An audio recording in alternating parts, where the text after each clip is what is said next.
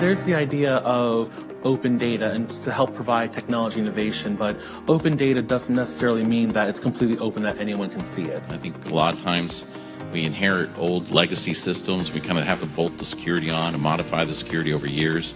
Certainly that's been the way over the last 20 years with our medical records. We're finding ways to make sure that we have the right information to the right person, not only quickly, but we do it in a secure manner. We certified the infrastructure and then we certified the process. So if we would just use that model and promulgate it across the Air Force, then you are secure. So we're doing things like artificial intelligence, figuring out through a blockchain register who may be the right people to come in and ensuring that we have the performance throughput that we need for dissemination. Because of HIPAA and rules on access, people in Medicare can't look at our data because they have no business reason to. So to protect patient privacy, our data is separate, but we will have to build something out similar to what Medicare has thought its way through with claims data. We have to do that with enrollment data. If you don't bring in that creative side into the technology side and you don't merge that, then you're going to be thinking with the same strategies that everybody else is, including a adversary. So you have to bring in that creative and artistic side. One of the things that we've seen is, as we're trying to modernize systems, is that we're pushing a lot of development in, and that's straining our ability to assess what's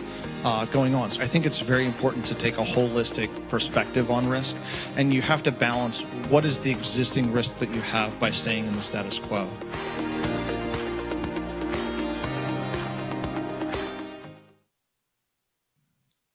Good morning. My name is Michael Hoffman. I'm the president of Government CIO Media and Research. Government CIO Media and Research is the online destination for thought leadership and research focused on the transformation of government IT.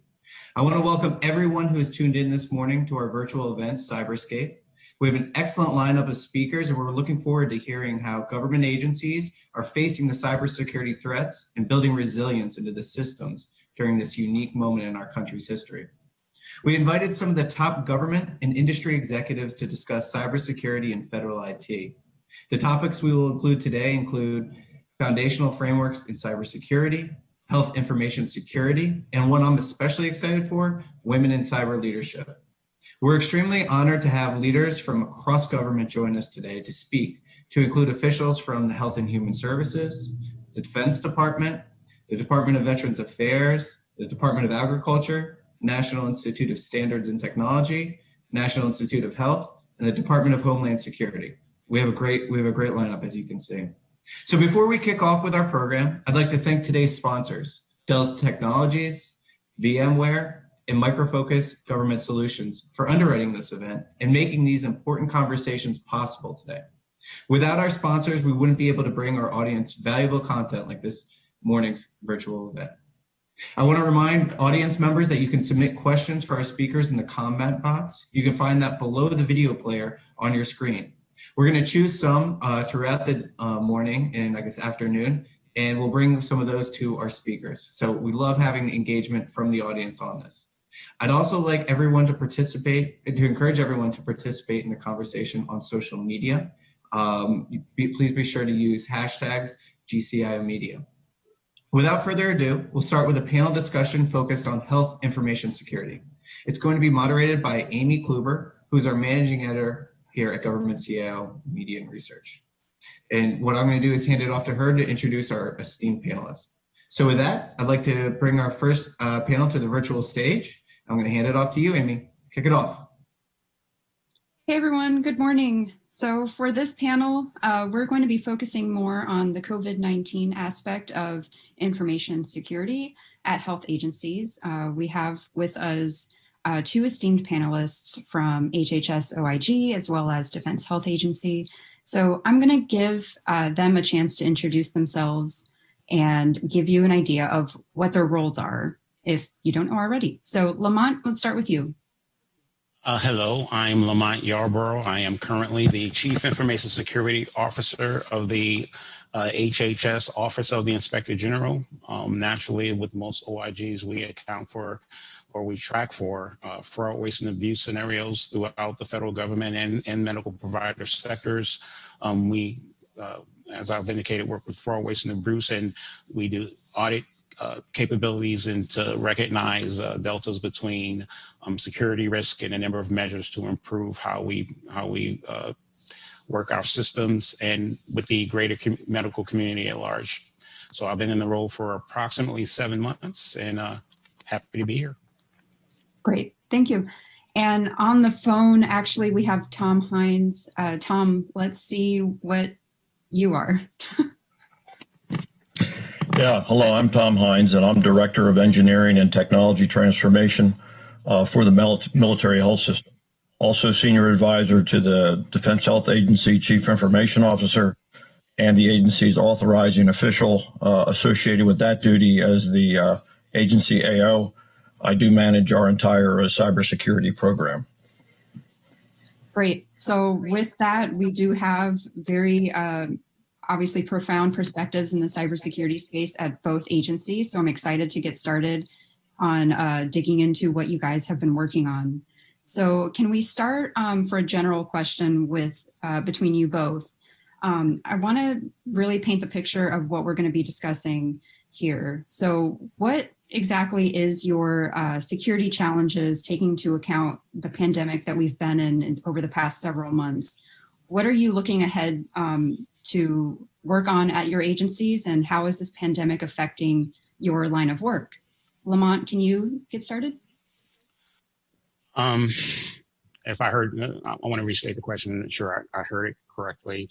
You were asking what measures we might have adapted with respect to some of the scenarios surrounding telework and COVID. Is that just summarizing in a nutshell what you just asked? Yep, sounds great. Okay. So first and foremost, it's helpful in again stating that I've been in a role for roughly 7 months. Of course, investments prior to my arrival had been made with respect to capacity planning. So it was fortuitous on our behalf from an OIG perspective that as we went into this current, COVID posture where there is a preponderance of telework that, we had the capacity to accommodate the roughly 1,700 or so employees that work for OIG throughout 83 locations throughout the United States and some across these scenarios. But with that, from a risk perspective, it increased with, additional instances of spamming and things of that sort. So some of the measures that we took, of course, from a technical perspective, we have, an email secure gateways, iron ports and the like that offers some level of spam filtering. But in my experience, you can impose certain technical capabilities and they will do all manner of things to make your environment more secure. But it's really, in my view, the human element that contributes to how secure that we are. So with that comes, a requisite set of things that we do as an organization, such as user awareness training to alert them to some of the indicators that they should look out for to make sure that they can reasonably react to scenarios that might suggest that something's not real and, there's something nefarious at play. Also with phishing exercises, I think that, phishing exercises are key. And even my short tenure here, I've been a strong proponent of that as well, because I think that, throughout the various episodes of exercises that we've had, in almost each scenario, you can see, the metrics indicate noticeable improvements with respect to what we can detect and react to. So I think by and large, and some other factors as well, but by and large, I think those are some of the biggest returns. You will never be able to fully eradicate scenarios that, bad actors might try to do to exploit, identify weaknesses and maybe some that are not so identified. But the better that we are able to educate our constituency, I think the better we'll all be for it. Great. And Tom, how about you? Big picture, what is going on at your agency in response to this pandemic?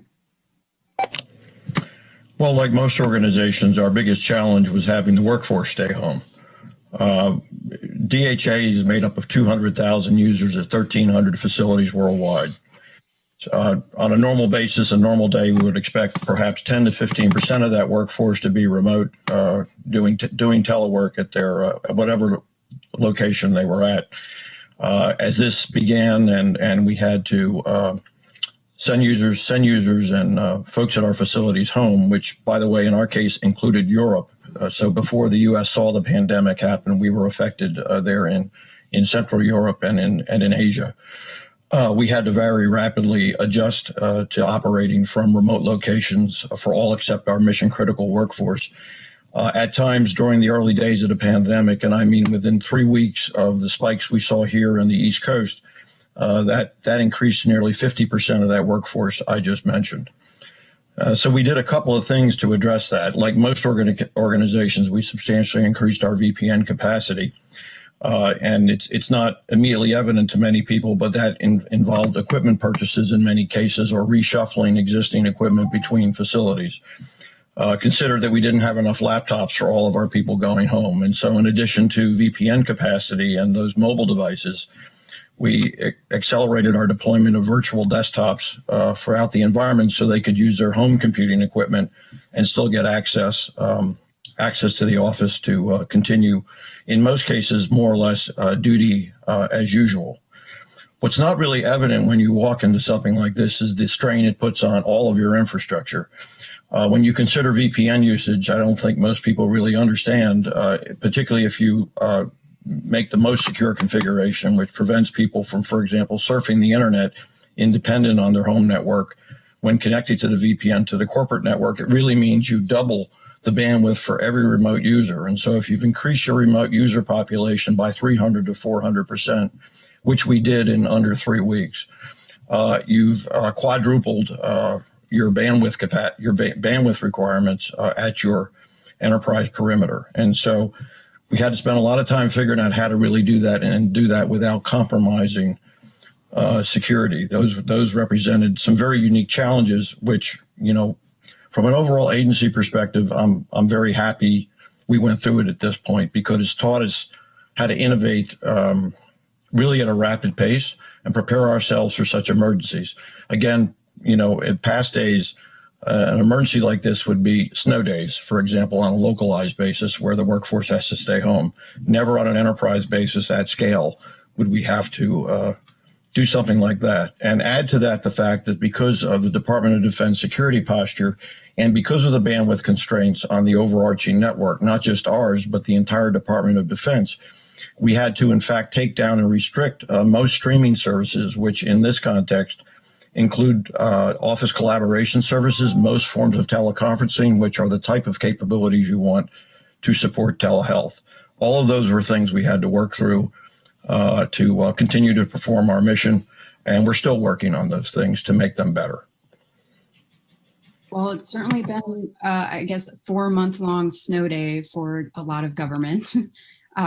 Tom, can you share some examples of adaptability and resilience in the context of DHS's response to the COVID pandemic?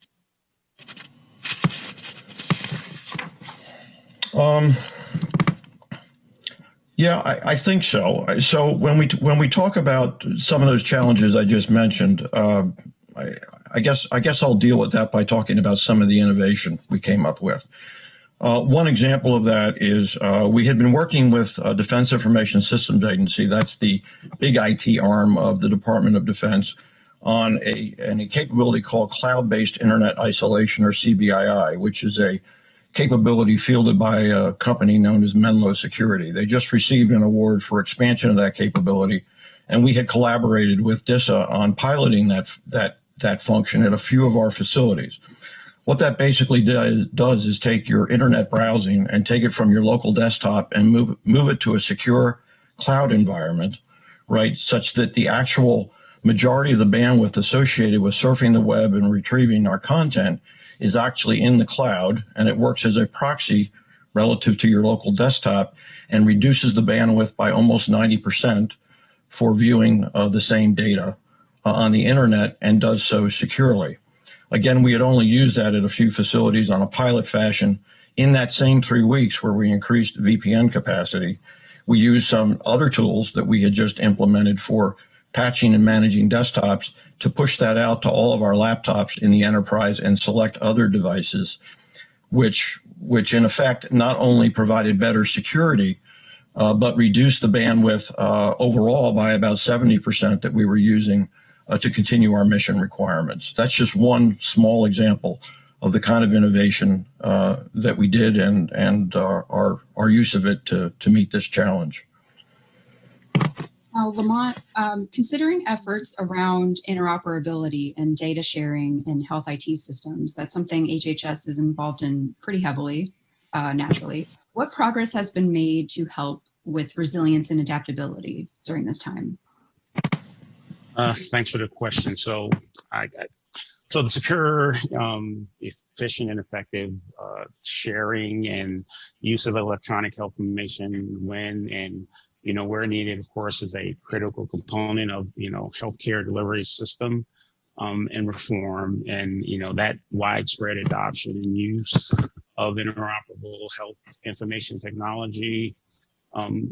That goal, of course, is to enable individuals and providers and entities to capture and use the valuable health information to improve overall decision making, deliver more effective patient-centered care, and implement systems and processes to measure and improve healthcare quality and efficiency. So with respect to the enabling of resilience and adaptability, it's predicated on a variety of factors, some of which relies upon prior decisions made by medical institutions and other stakeholders with respect to those investments relative to perhaps the reconstitution of systems when outages and other anomalies occur. So it's hard to achieve an across-the-board ability and what is essentially a federated model, if you will, a state of holistic resilience and adaptability throughout the entire spectrum. But it's something that OIG continues to foster and and work with a variety of stakeholders to achieve. Now, Lamont, I know some of your priorities right now consist of developing or recommending for HHS a comprehensive risk management program. Can you go into that a little bit, and how will that impact HHS at large? I don't know if there's an overarching impact. And again, I'm speaking specifically from an OIG purview. I don't know that I could necessarily speak from, the entire HHS enterprise. But of course, a risk management program through, a cybersecurity lens, because of course, risk management is also from a project perspective. But it would be to ensure the appropriate levels of resilience and sustainability within an IT system and IT infrastructure.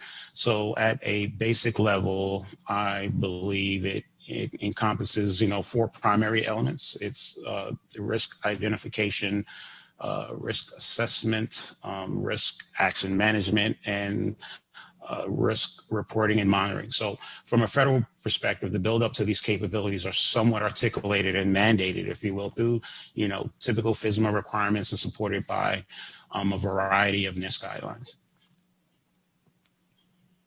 Okay.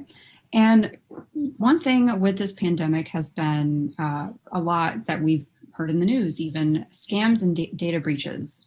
Not a very pretty topic, but it's received a lot of attention. Agencies are addressing this by educating on safe practices, for example, and also adapting their systems. So Tom, can you start by explaining how or what DHA has done in response to some of these threats? Certainly. So, I think like most large organizations, our response to that really started with education, reminding the workforce of the training they'd already received in this area and what standard best practices were. Again, because we're part of DoD, training around security principles is critical, and it's done so repetitively throughout the course of the year. It's required for people to access the network, and if they don't complete their required cybersecurity training, which by the way qualifies most of our people for operating at the secret level, then they don't get to participate in activities on the network, that their network access is removed. So there's a lot of discipline associated with that. So there was a lot of discussion early on again about best practices, and our agency director, General Place, put out messages to the field reminding them of those best practices, not only in memo form, but as a general rule with with updates done every couple of days or week in the first few weeks of the thing. So that was good to put the workforce on station. We also really tuned up the gain on our extensive monitoring program for our network and applications. We have something called the Cybersecurity Service Provider, a CSSP, that's a DoD certified provider of security services and monitoring capability that provides comprehensive incident response. Every one of our endpoints is monitored, all of our servers, all of our systems, all of our network equipment, and of course we have an extensive security architecture which protects everything and everybody pretty much in the enterprise. As a result, activity monitoring by persons or of systems is fairly intense, and given the pandemic, we put it on high alert. Certainly everyone, I think, on this panel and listening understands that there was a considerable increase in our adversary activities occurring in the early days of the pandemic, starting in Europe and before we had seen it here in the States. And so in that regard, we were somewhat prepared in the sense of looking more aggressively for that evidence. We did have a few incidents, very, very few. I'm only aware of 4, which involved someone creating a fictitious domain that emulated one of our, or actually 2 of our TRICARE sites. That's where our people go to schedule care and to check their benefits. Because that happened as a result of bad domains, it was detected within 24 hours, and those sites were subsequently blocked. We also had a few public information sites that were posting information about COVID that were compromised, again, because that activity involved bad domains and known bad actors. We were able to identify it very, very rapidly and did not suffer anything as a result of it. And so, again, those problems were corrected, and those issues were remediated almost in real time. So, I mean, that was our experience during this. I know that has varied greatly across certainly the healthcare industry, which was heavily targeted during this thing. But again, that was our experience. Lamont, how about at HHS OIG? How's that going?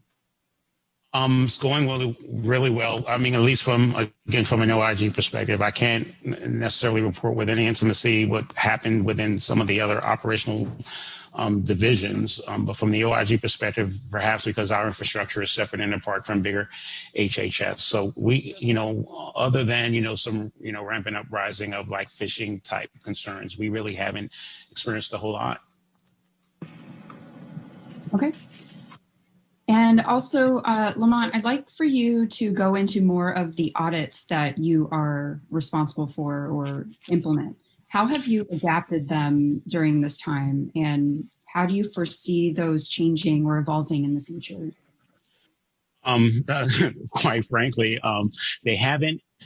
And I personally, from a Cisos perspective, I don't own the audit mission. Some of my counterparts within the organization does, and I'm in constant dialogue with them because with respect to some of the scenarios that some of the other operational elements within HHS experiences, and as a member of the Cisos Council for the department, we have discussions about that. So the feedback that I've gotten is there's been a heightened look from an audit perspective of some of those practices that I had mentioned previously. Making sure that, the email secure gateways and things of that sort are appropriately conditioned to account for some of those spamming scenarios and phishing scenarios, and as well as with, some of the phishing exercises and the user education and awareness training. So some of the feedback that I received, and as well as within OIG, is as we began to get the metrics back of perhaps some phishing exercise, and perhaps there's a certain number of folks who read an email and clicked the link and then went somewhere and input information.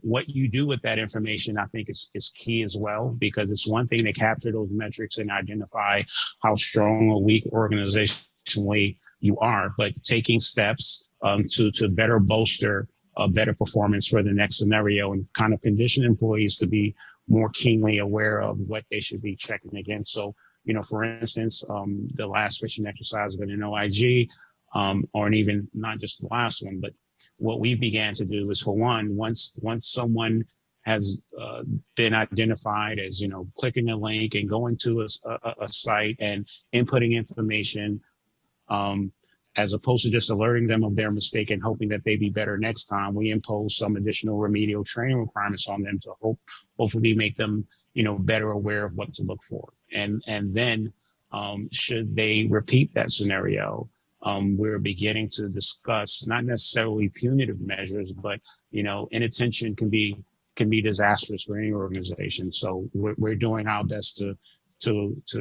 train our folks to be more aware, because again, as I've stated before, I think technical solutions are great, but they're limited in some ways because you can never fully eradicate certain threats. So that human element is going to be, in my view, the most critical thing. So that's essentially what we're doing. All right, similar to this topic, I do want to pivot a little bit over to the audience side. They have been submitting a ton of questions during this. So before I get back to mine, I do want to ask one from them. So this one is for Tom. Did you modify the training in any way to specifically address the COVID-caused changes? No, we did not do. No, we didn't do that. Other than the messaging that came from our senior leaders out to the entire workforce about maintaining best practices and being vigilant, there was no modifications in training. But probably the only thing concerning user behavior had to do more with how we handled security of local desktops that were disconnected from the network for long periods of time, because we did deploy new tools. And so obviously we had to teach users how to use those tools to maintain the security of their environment at home. That's probably the limit of what we did. And at least within OIG, and some of what Tom has mentioned, we've done as well. We necessarily didn't increase our training, if you will, but we've sent in a series of bulletins with respect to, procedures to better bolster your Wi-Fi security within your home. Web 2 and Web 3 is coming up, as well as from an OPSEC perspective on ensuring that, they're, to the extent that is reasonable, in an isolated place in their home. I know a lot of folks who are working from home at some point, not necessarily become apathetic, but it's easy to travel with your device and sit in the living room and have coffee, or sit in the dining room and all of a sudden you need to walk the dog, or you need to check the door and you leave your device out. We've eliminated the ability for people to print locally. And for those who we allow, they would have to make a strong, mission justification, because we don't want to be in a scenario where they're printing, sensitive data, law enforcement data, and, SPII and the like. So from that perspective, we've trained our folks who, some of whom were highly against working from home to begin with. Some of them never bothered or never understood how to do digital signatures and things of that sort that would eliminate the need to print artifacts and then try to scan them back in. So it's been an overall education on some of those type things to help people be more comfortable with working remotely while remaining as secure as we reasonably can. This question, again, is from the audience, and it goes along similar to what you've been touching on, Lamont. How are your agencies planning to work post-COVID? And with that, are there any cyber infrastructure concerns for long-term telework? That's interesting. So I would guess, the idea of when we might fully return to work right now, that answer is somewhat nebulous, of course. We're looking at it from a staged approach. We want to arrive, and I guess I should back up, because it's not just limited to me. I work, of course, in a Washington, D.C. area, but we have 83 offices dispersed throughout the United States and in Puerto Rico and some other places overseas, right? So we're closely monitoring and following the situations in those respective locations, right? So by and large, many of those offices, they're perhaps not hardwired to begin with. They pretty much operate from a VPN solution. So you can essentially do that from anywhere. So I don't, at least from this view, anticipate that there will be any appreciable increase from what we are experiencing now. And the better that we can understand our experiences now and kind of plan for the future, I don't foresee anything rising from that perspective. And Tom, how about from the DHA side? I think our lessons learned here is our capacity to be flexible and agile. Again, as I mentioned before and you amplified, this is like a snow day that never ended, right? So in some respects, I think we surprised ourselves in our speed to action. The truth is, as we looked, we had more capability and capacity than we even knew as we looked inward and tried to find that to meet the challenges that we had.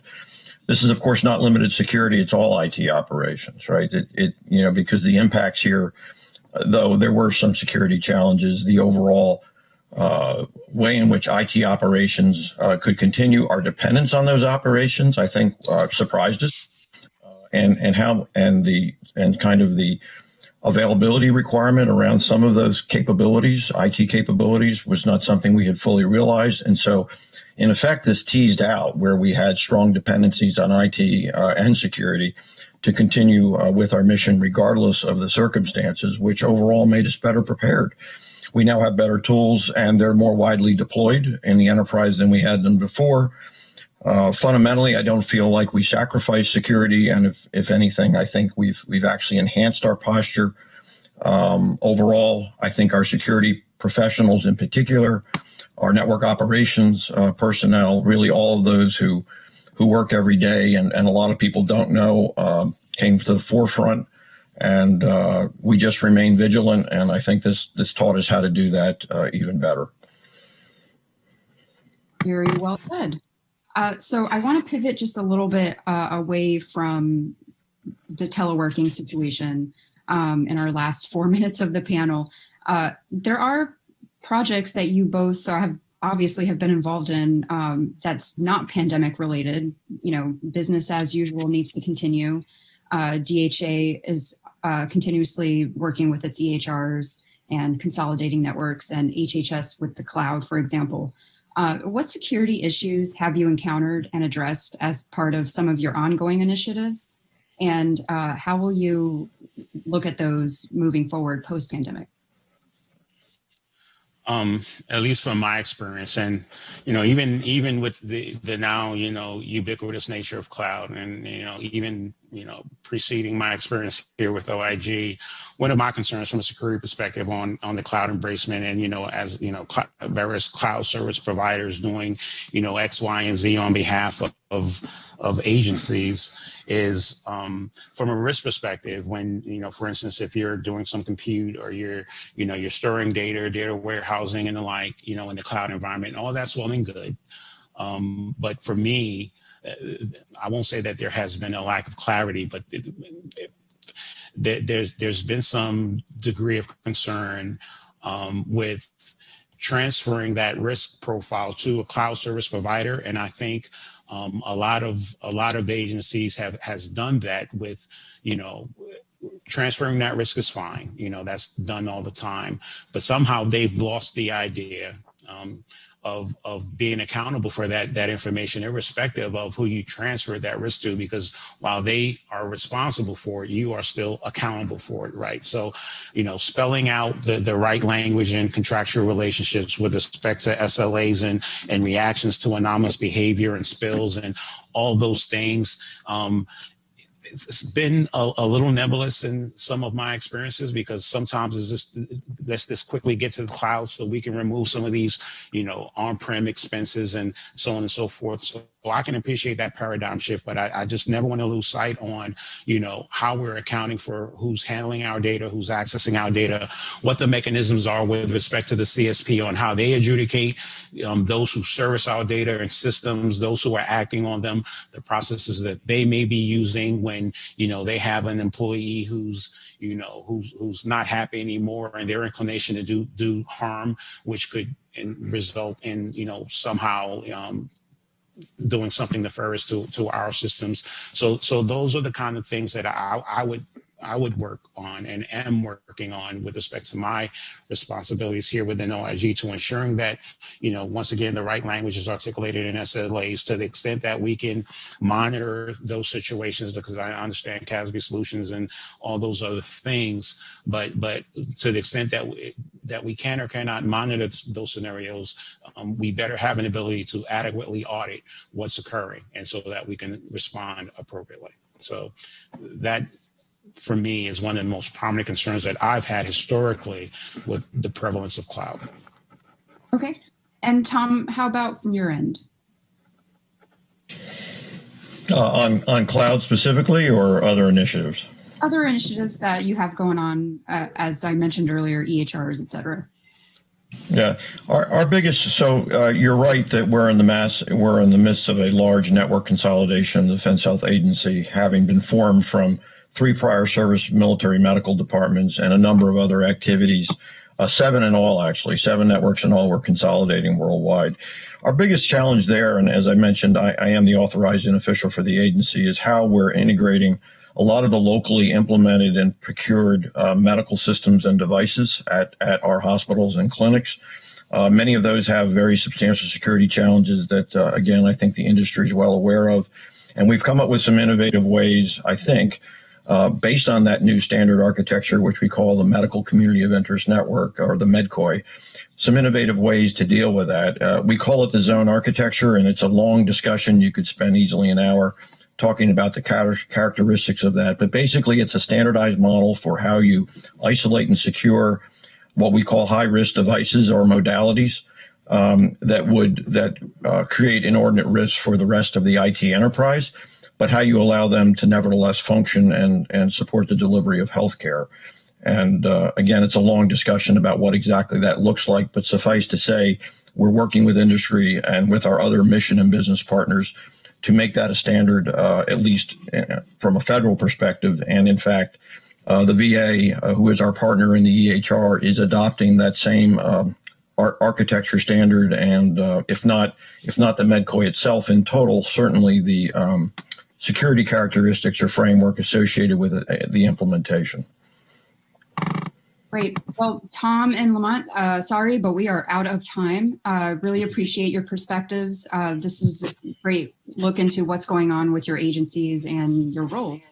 So now we are going to transition to our next panel, which is moderated by Jackie Medina. I will have her introduce the panelists. And thank you so much again. Virtual round of applause for Lamont and Tom. Thanks for having me. Thanks.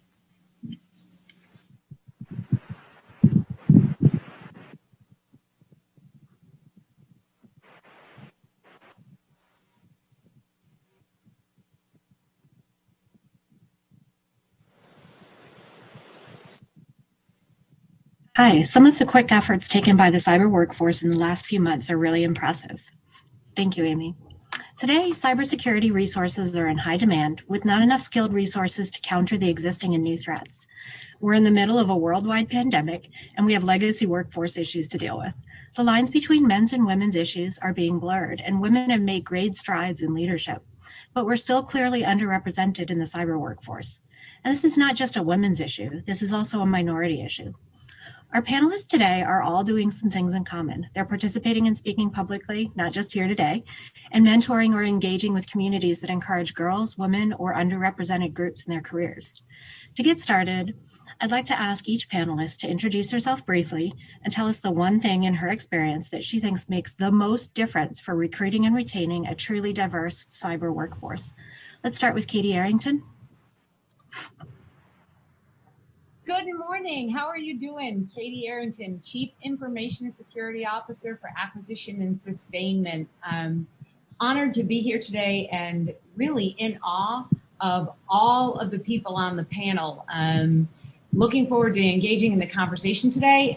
I think that the panel itself has some amazing comments and insights about women, minorities involved in this environment. And I can say from all of us on here as women in cyber, we're outliers, right? We're leading the charge. So very excited to be here today. And you guys just saw me yelling at my my crews here that are painting my house. So please pardon that little blip there.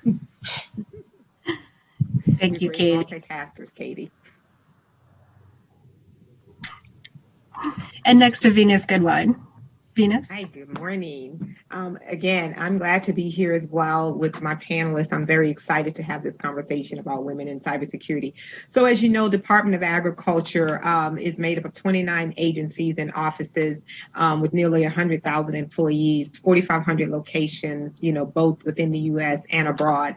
And our role is really providing support to farmers, ranchers, producers, foresters, and of course, citizen public through our policies. And as a CISO, my job is to make sure that I do that securely, protecting the data at the level required.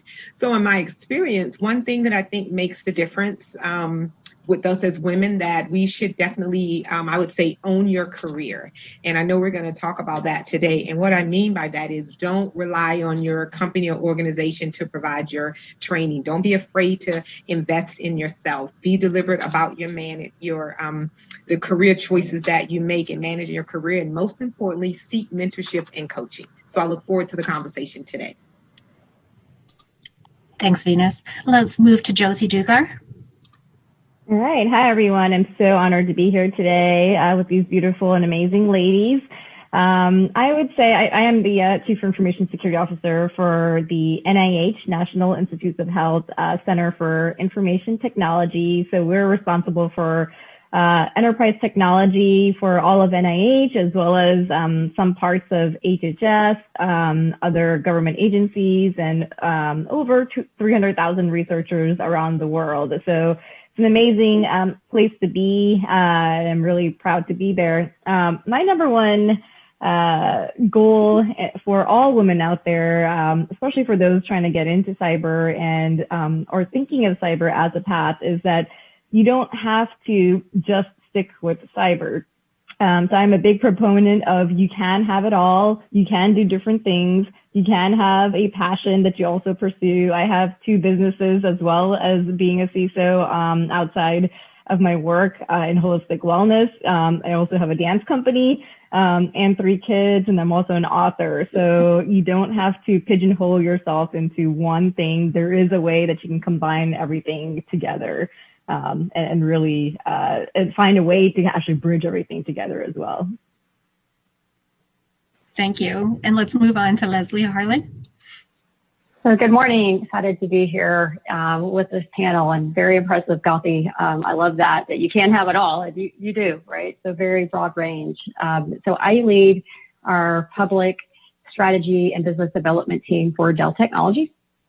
And, when I look at, what can we do, kind of the single most important thing that you asked that we can do to recruit women in diversity, I'd say, we need to start with where are we recruiting from?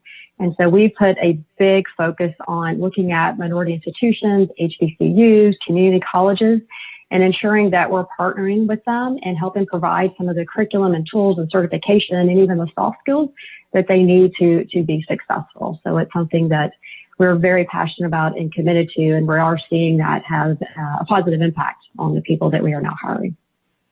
Thank you, Leslie. I think I can recap those 4 introductions by saying that you can have it all, but you have to have a ton of energy. So coffee or just built-in energy. It's great to have you all here today.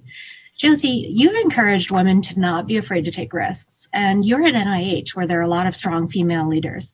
Does that kind of environment make it easier for women to step out of their comfort zones into historically male roles? It's definitely a forward thinking organization, which is great to see. And I do believe that for women and girls, it's important to see yourself in a role. So if you see a role or an organization or leadership teams that are just predominantly one gender or the other, there are professions where it is predominantly female. So males might have the same issue. So, but of course, as we know in cybersecurity, it's the opposite, where it is predominantly male, or even in technology leadership. So it was great for me to see that there is a lot of diversity within NIH and within the leadership team there. So I really saw myself as belonging there and being part of the leadership team. And I see all the women that come up to me, and also men coming up to me as well, and really appreciating the fact that they saw themselves in the leadership team, which really makes a huge difference. So they know that there's a chance for them, or there's hope for them, or there's a path for them as well. We also really encourage and also implement individual development plans, and it's not just a paper exercise. So we really work with the managers and leadership as well as the employees to really figure out what do they want to do in life, not just at the NIH.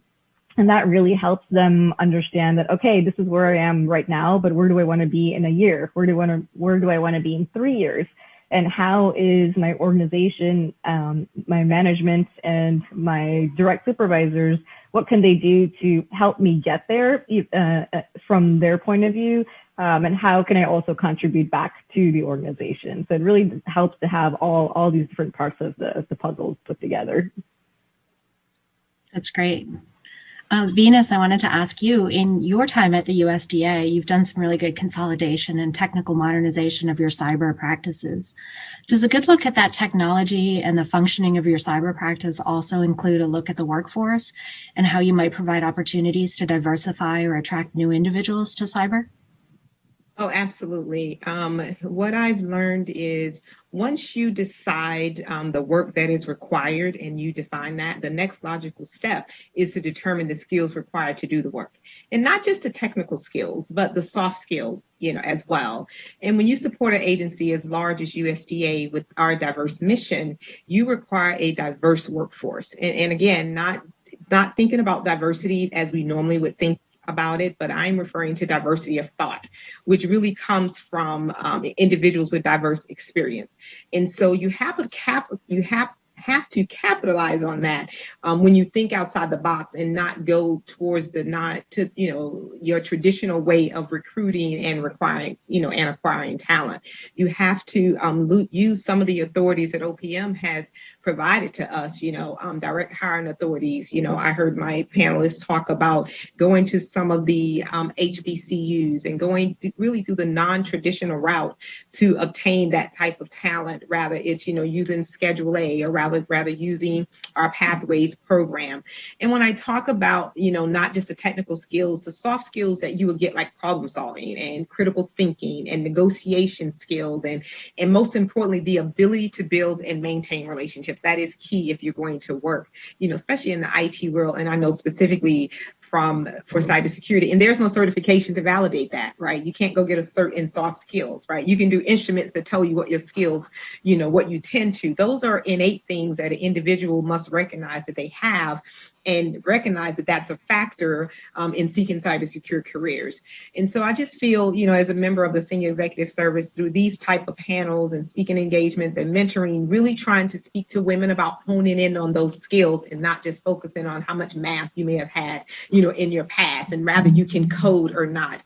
So USDA holds an annual Women in IT Symposium, and that is clearly designed where we address the fears of women entering into IT. We address these type of soft skills that I'm talking about. We do what we call the fast mentoring sessions, where you move from table to table, and it's kind of an intimate setting where you can ask those questions. So all of that, I think, is things are in a step in the right direction for really addressing how do we close the gap in getting more women in these IT leadership roles, because we manage a lot of things. And I just heard someone say they have a business and, they multitask, and, we're mothers and wives and friends and sisters. And so all of those skills, is my point, are very key in IT. And I think we need to hone in on those.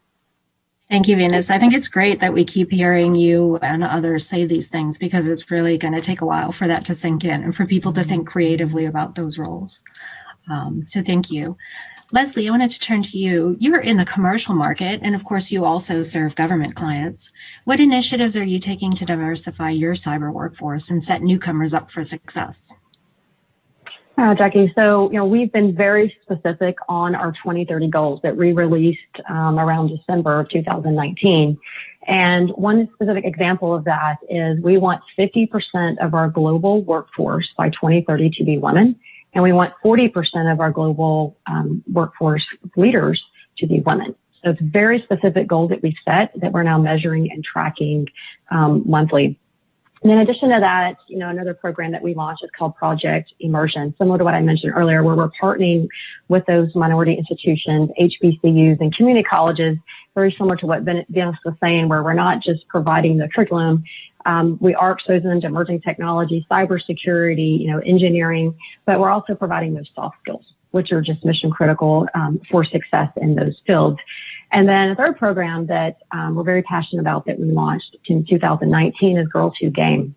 So in addition to focusing on, kind of high school students, community colleges, and universities, we also realized with the research that if you don't get girls interested in STEM and in particular IT opportunities for their career when they're younger, by the time they get to high school, they often lose interest. And so we are targeting with Girls Who Game female students in underserved communities that are in 3rd through 5th grade. And it's a partnership between Dell Technologies and Microsoft where we're teaching them to code, but we're also teaching in a fun environment with Microsoft Minecraft where they're gaming. But then we went and took it a step further where we've assigned them mentors of females within Dell Technologies that are in cybersecurity, IT, engineering, marketing, sales, finance, so they can see other women that are in technology fields and that they can relate to and help build some of those soft skills and global competencies around design thinking, critical thinking, collaboration, communication that are so important for success. So those are probably the top 3 that I'd say that we're focused on right now. I love that. And I'm definitely hearing from you. My 2nd grade girls are in the basement watching this right now. So they are getting ready to sign up for next year for your program. All right. Awesome. Katie, for federal workforces and contracts, how can the government also diversify your cyber workforce and set newcomers up for success? So I take myself as one of those exemplars. I came into the department under one of those special hiring authorities as a highly qualified expert. I didn't have I would say the professional degree experience, but wow, when it came to the critical thinking and establishing relationships and being able to see the 360. I mean, I think most women in our career fields have a superpower. And the superpower is, and we should all embrace our superpower, is how we see the 360. Because as women, we tend to see things a little bit differently. I remember the gentleman on YouTube where he showed about, what a man's brain looks like and a woman's brain looks like, and ours looks like spaghetti because there's so much going on at the same time. So in the Department of Defense, bringing me in, but I had extraordinary leadership that I came into led by women. The Deputy CIO, Miss Essie Miller, who retired just this summer. What an amazing woman, a minority woman who literally was the 2nd in command of the Department of Defense about cybersecurity. My boss, Miss Ellen Lord, the Undersecretary of Defense for Acquisition and Sustainment. We've done a great deal, but we have a lot of programs and a long way to go.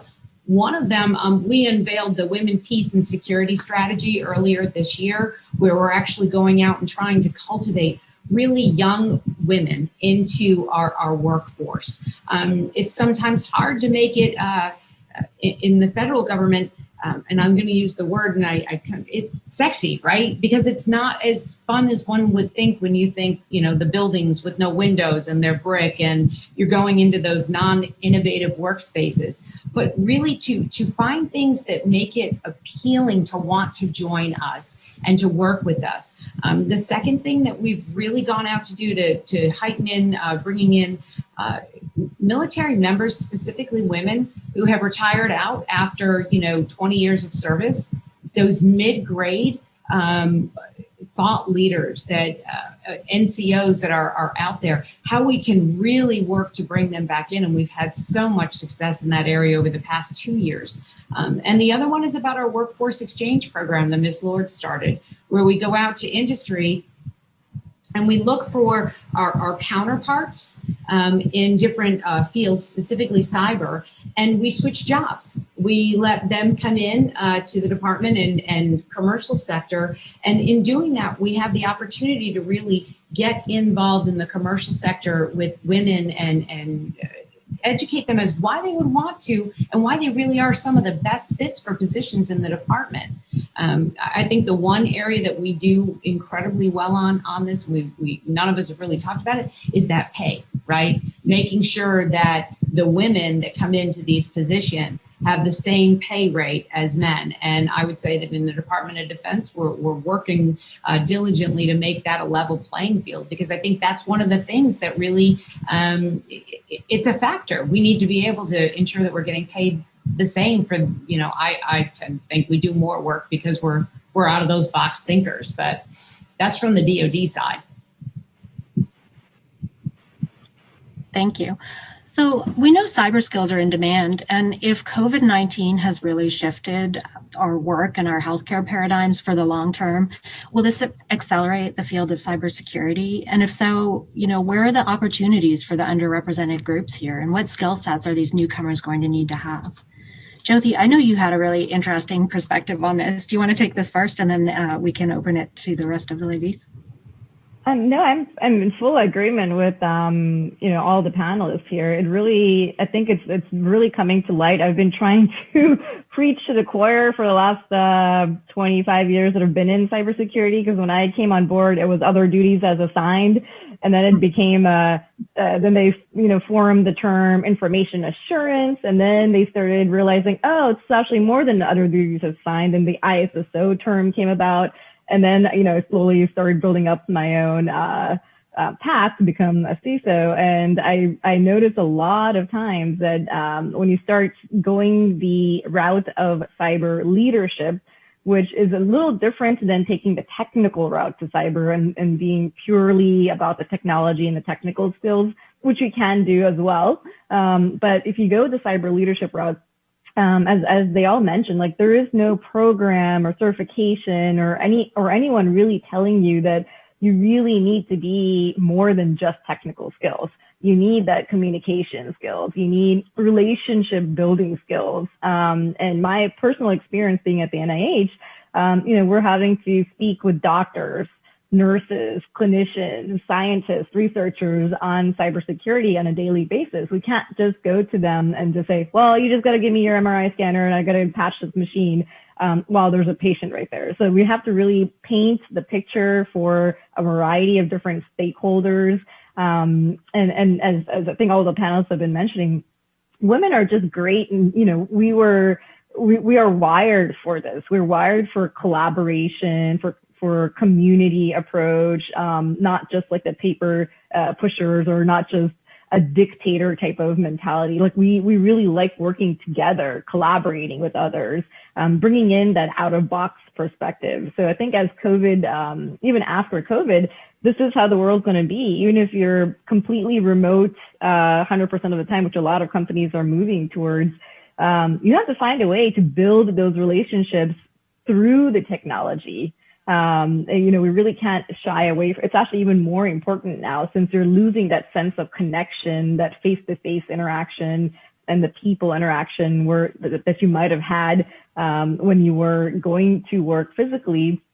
Now you're going to have to figure out, how do we build those relationships? How do we communicate effectively? How do we show that we really care about one another using a people-centric approach to cyber through the technology? So one thing that we started doing, at least for my team, is we would have these Scrum Calls, and it's not just about work. I asked them to say 2 words about that represented themselves as my team as a human being. Like, how do you feel emotionally or mentally for that day? And initially, and of course, my team is full of males.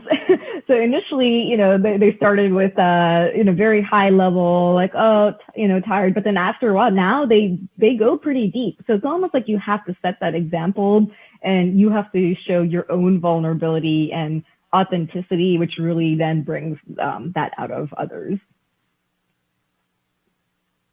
Katie, did you want to?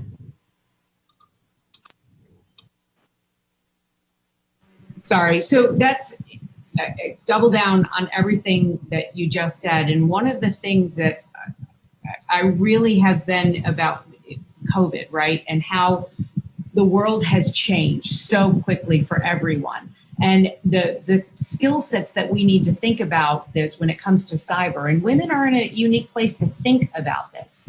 When COVID hit, telecommuting, this never would have happened pre-COVID. Because in the Department of Defense, we work in the building and we don't have cameras.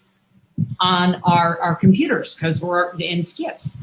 And COVID had to have us think outside the box. And it was thus, and I say women, I'm the Chief Information Security Officer for all of ANS. And I'm like, we can figure this out. It's not, we had to have the aperture to look outside, right? And think outside the box and not be so, I would say, lock in step with the way we had done things in the past.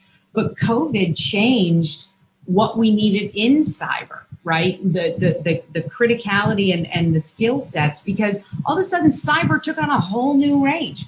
It was just that thing that we dealt with at work and maybe with your phone. And now it's how you educate your children. It's how you ensure that you have proper health care.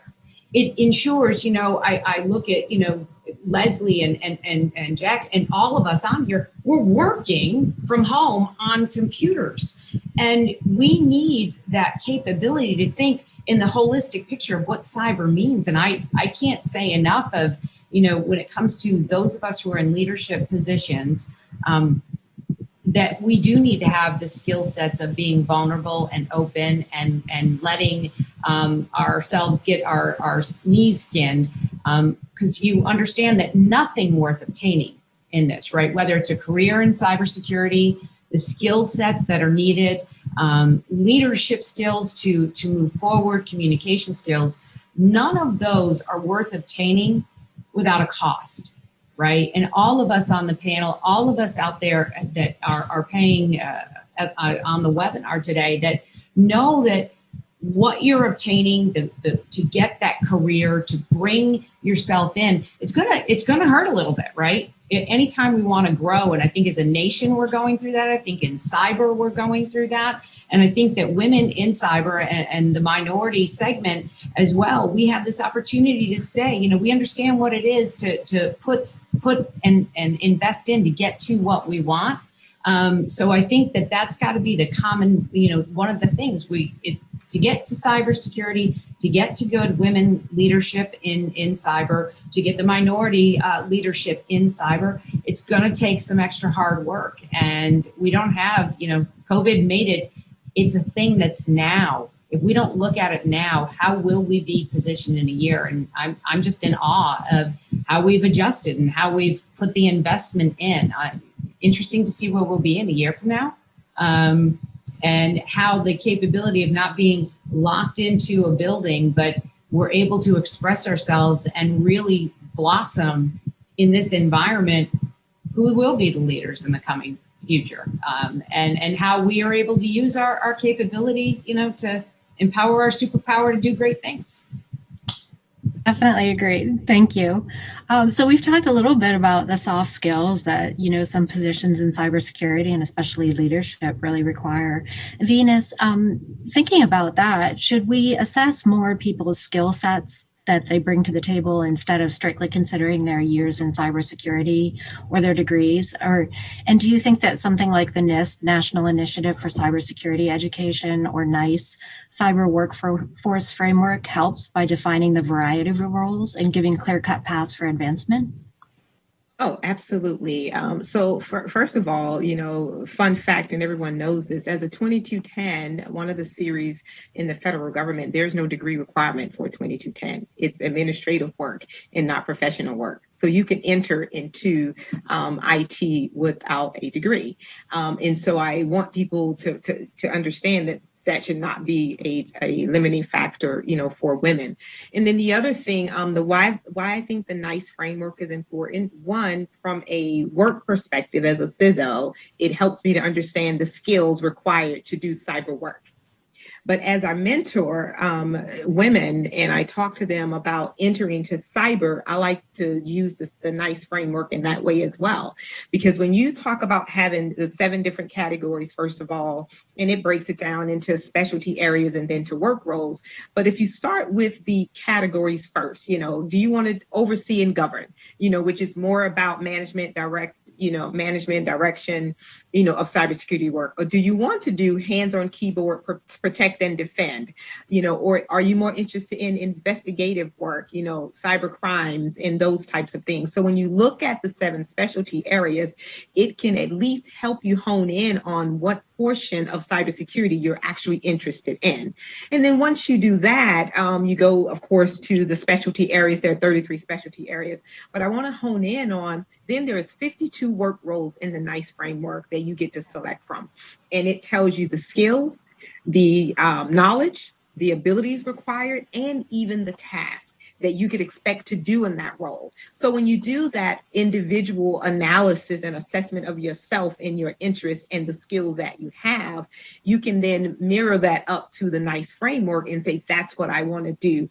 And then again, as I said earlier, as you invest in yourself, then you invest in, no kidding, those things in that particular area that you want to do. So the NICE framework is great on both from a pragmatic side, as a CISO in an organization to identify skills gaps for the work that I have to do. But on a personal level, the NICE framework is great as well because it helps individuals to hone in on, where you want to work as well. Because, and as a 2210 in the federal government, there are 11 different parentheticals.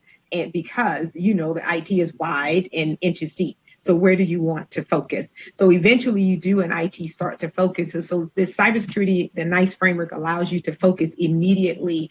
And then when I talk about investing in yourself, using your dollars to invest in yourself in that way. And I think it just makes it, more personal, for the individual. It's really interesting. Leslie, I know you touched on this a little bit before, but what do you think about using a workforce framework like this in the commercial space? No, it definitely resonates. And similar to what was just said, we actually changed our requirements to where it's no longer required that you have a 4-year degree, because we think that's really important. And it's going to open up for more women and more diverse talent to come into the company. And so 100% agree with all that's said. And from a corporate perspective, we're very well aligned as well. That's great. Katie, you've come from an interesting and different background with political science degrees. You mentioned that earlier.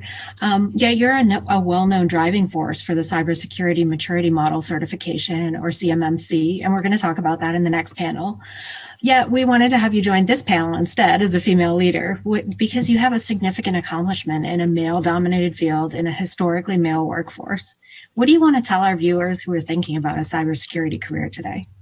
So I want to just literally reiterate what she just said about investing in yourself, right? Look at what it is your end goal is. I personally fell in love with cyber, and I did not know, and I think it's really important for everybody to hear. When I first started, and now it's almost 20 years ago, and I'm, okay, the grandchildren, but when I first started, mind you, my background was sales and marketing, that I never would have put myself into a cyber role. I went and be humble. I will say that, be humble and never be afraid to ask the questions. I worked at a large defense contractor. I went into the very first meeting and they were using acronyms that I had no idea what they were talking about. And I asked questions. I was curious and I wanted to learn. And I remember definitively driving home, stopping in a Barnes & Noble and buying IT networking for dummies. And really immersing myself into educating myself about it and fell in love with it. And then as my career, the momentum of my career, I became a leader in cyber because I realized very early on, and I hope, the women and the individuals that are men and women watching this, that you understand that it isn't just one particular area.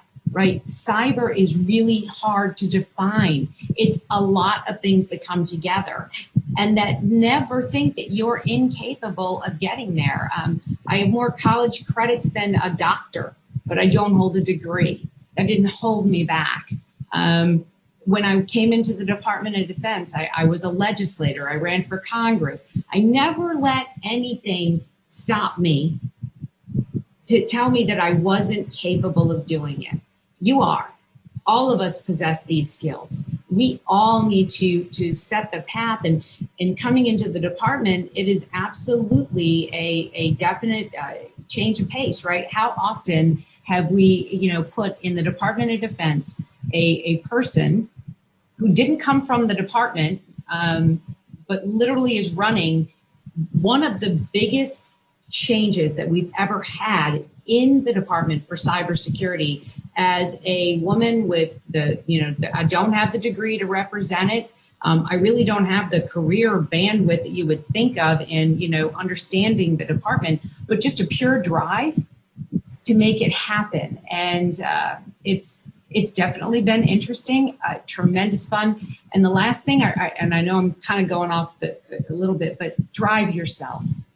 Drive yourself to push yourself to new challenges, because if you don't look at the NIST, right, and you don't look at what NICE offers, and you don't sit down and say, wow, I really want to do that, right? Invest in yourself. And when you believe in you and you want something so desperately bad, the world will come with you. If you believe it, they will buy into it. And I believe cybersecurity is the thing that's, it's that thin line that keeps us, America, safe from the rest of the world. Anything we do now, cyber is so incredibly important, the security, but understanding it, and lean in. Don't ever doubt yourself. Lean in, and it's okay to make a mistake. It's okay to fall down. It's okay to skin your knees. Just make sure you know how to stand back up, brush your knees off, and get back in the game.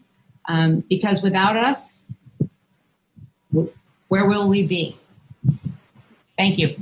Thanks, Katie. This is one of the ways we get more energy, is by hearing other people with energy talking about how excited they are. So that's great. Thank you for sharing your story. You all have such interesting and different stories on your path to cyber leadership, and they speak really well to the insights that you've shared with us today. Some of you have touched on your stories, Katie, and I wanted to go to Jyoti. I know you have a really unique perspective on bringing your talents to your career. Will you share a little bit of your story on how you got here and how you continue to succeed in your current role?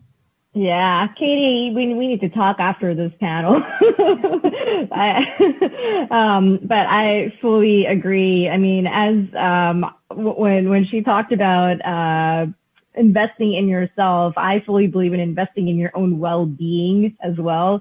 And as women, a lot of times we don't invest in our own well-being because we're always constantly looking to help serve others, our families, our kids, our husbands, or even in our organizations, we're always looking to help others, and hardly do we spend any time to just take care of ourselves. And in my holistic wellness practice, I really focus on helping women and women entrepreneurs, women leaders, even women executives, because a lot of times we're trying to climb that ladder. We're trying to have it all, but sometimes it comes at the expense of your own happiness or your own well-being or your own health. And I am a strong proponent of, you have to be selfish sometimes, and it's okay to be selfish because it's you that's making that difference. So if you aren't happy, if you aren't fulfilled, if you don't have that drive, and because you're taking care of like everybody else in your life, then you're not going to be able to do the things that you really want to do and to be there for others. And there's a reason why I always think about the analogy of the airplane. There's a reason why they say, put the mask on yourself first before you put it on your kids or anybody else. You have to have. That literally is the thing I say to people all the time in life. Stop and think. The flight attendant knows best. In a matter of an emergency, if you aren't good, you ain't going to save nobody else. So that's what we got to talk after this call.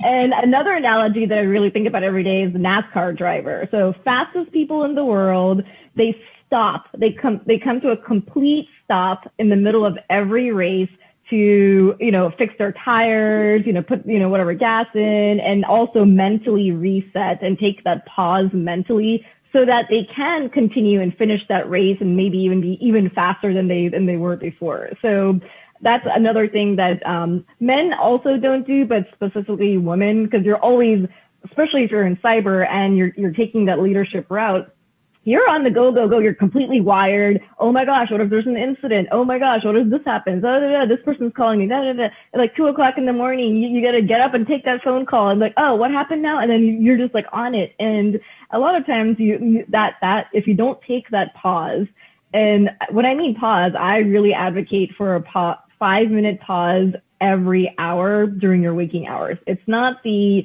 okay, I'm going to work for 23 hours in a day and I'm going to go meditate for an hour. That is not going to cut it. You really have to step back every hour. I do this myself and I really urge my teams to do it. So especially when I see them like really struggling, oh my gosh, you're going to do this. I'm like, just stop.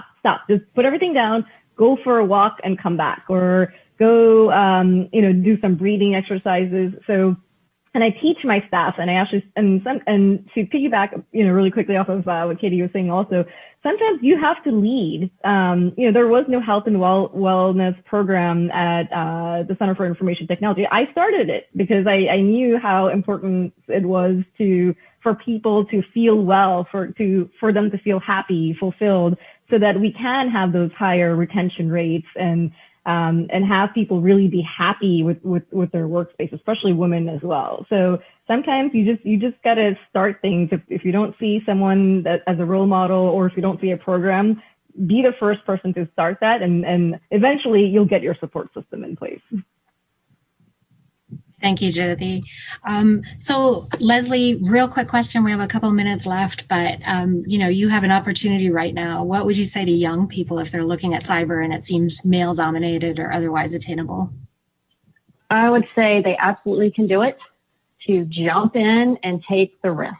That's one of the biggest things I've learned in my career. I was in a training many years ago for leadership.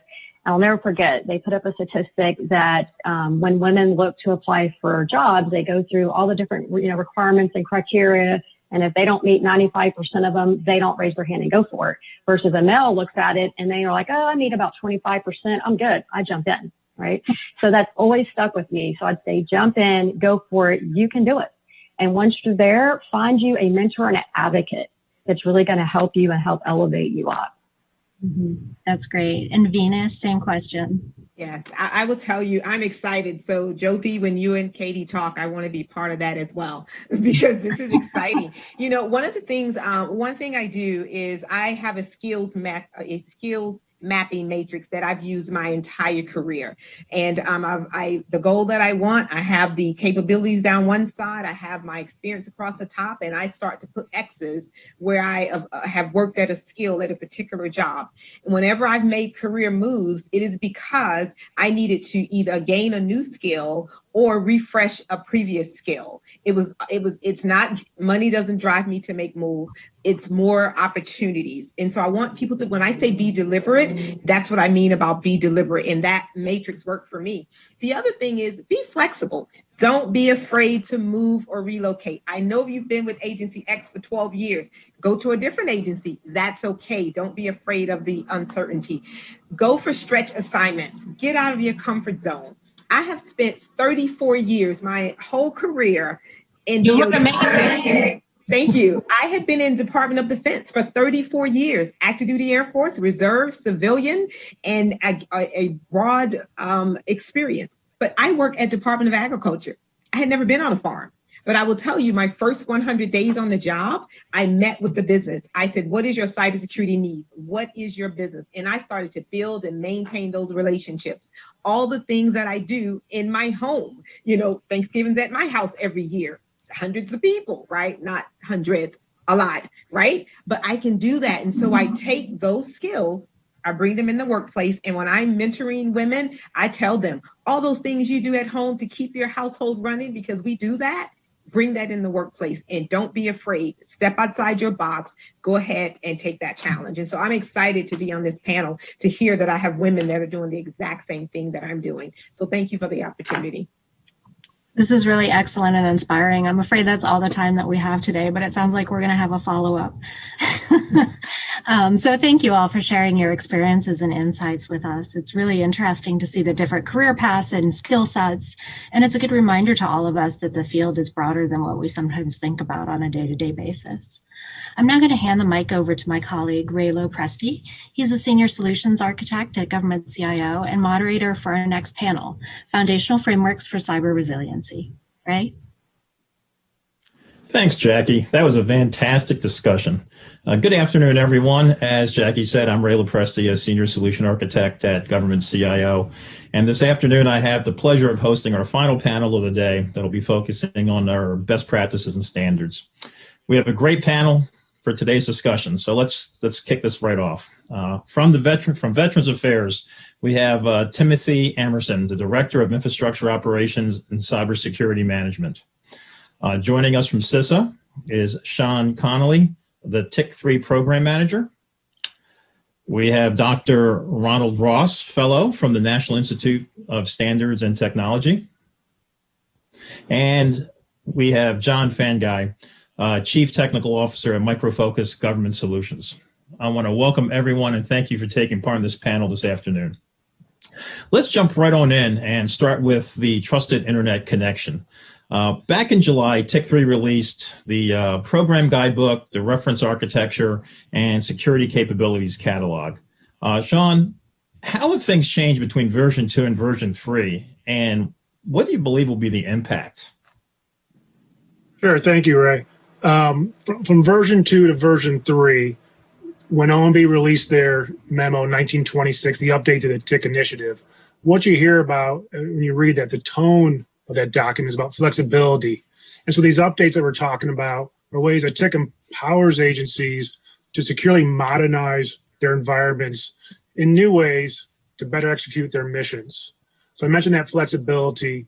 So it's represented in the strategy of the TIC memo and then the guidance we put out, where before the TIC2 was this traditional castle and moat strategy where you protected all your assets inside that castle. But TIC3 allows for alternatives represented in those use cases. So these use cases represent alternative ways to be able to secure those missions. And then also, ultimately, this all loops back to visibility. So you have the new strategy, the new architectures to support that strategy, and the visibility. Both the visibility coming to the agency themselves and then the visibility required to come back to CISO for our mission awareness. And that flexibility is at the strategy level, the architecture level, and it's all the way down at the capability level, meaning how the agencies secure their environments. We give the examples of how to secure the environments, but then the agency can decide based on their risk decision process how they want to secure their environments. Perhaps the security capability can be met in this way. Perhaps it can be met. The intent can be met with some other way. And so it's really about how you're protecting that data across the range of architectures. Fantastic, thanks. John, with what TIC3 is now more conceptual, less prescriptive, how do you see the vendors and suppliers supporting these new guidelines? Right. TIC 3.0 is really less about the specific interconnectivity of the network segments, and it's more about the data integrity, data security, and also the resiliency of the entire system, including the network. And fortunately, there are many solutions out there that address these complexities. I think that the real challenge for most agencies will be whether they cobble together an array of individual software component solutions or whether they look to tried and true infrastructures globally who have expertise in these data protection oriented solutions. Thank you. Back to Sean. My understanding is that the use cases will be out later this summer. Could you give us some type of timeline for that, and what could we expect? Sure, let's review. So in July, we released the core documents, as mentioned before, the reference architecture, the guidebook, and the security capabilities. And that set the tone of the framework for what we're releasing going forward. And that's the use cases. So up first, in these use cases, there's a number of them. They're outlined in the OMB memo. I think it's the last page of the memo, lists 5 or 6 of them. And so the first 2 that we're looking at to release is the traditional TIC use case and then the branch office use case. And release drafts of each of these back in December. But what these documents are going to be, again, that traditional TIC still represents the old TIC2 model, but then the branch office as agencies are allowing more branch offices to be able to collect to cloud environments or to connect to other types of environments. These are alternative ways for agencies to secure their data, have their users access that data. So there's 2 use cases we'll be releasing, and then also releasing a use case handbook and a overlay handbook. These are smaller documents. These are only, I think, less than 10 pages each.